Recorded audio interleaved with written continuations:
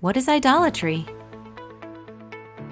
In the Bible, idolatry, worshiping false gods instead of the one true God, was often a big problem for God's people, the Israelites.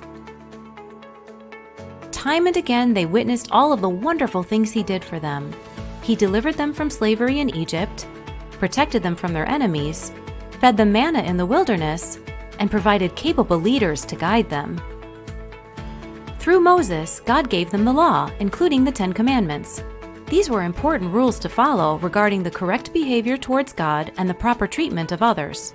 In fact, the First Commandment says, "You are to have no other gods besides me." The Second Commandment says, "You must not make for yourself an idol of any kind or an image of anything in the heavens or on the earth or in the sea."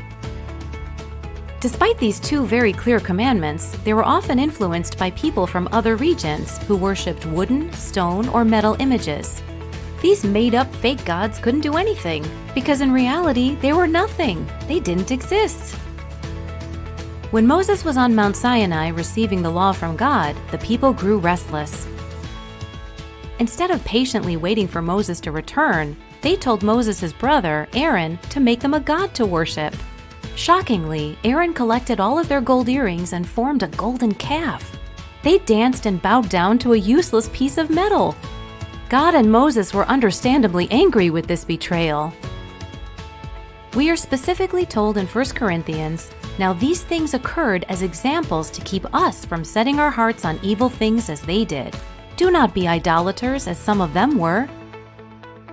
Of course, it's easy to look back at the Israelites' behavior and say, "Well, I don't worship idols. There are no golden calves in my house." But in our day, we do have idols, although they may not look like the ones that the people of the Bible worshipped. Today, an idol means anything that takes our focus away from God. Examples might be money, power, our appearance, acquiring possessions, or influencing others. Are we focused too much on ourselves, on our stuff, on our friends, on social media? These can all be idols, leading us into idolatry. The prophet Isaiah sums it up well. How foolish are those who manufacture idols? These prized objects are really worthless. The people who worship idols don't know this, so they are all put to shame.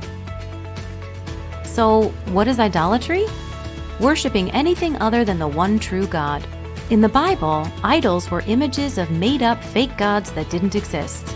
Today, an idol can be anything that occupies too much of our time or focus, removing God from being first in our lives.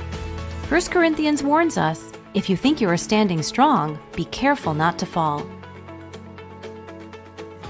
There is only one true God, the Creator of all, and nothing should come before Him. Thank you for liking and subscribing.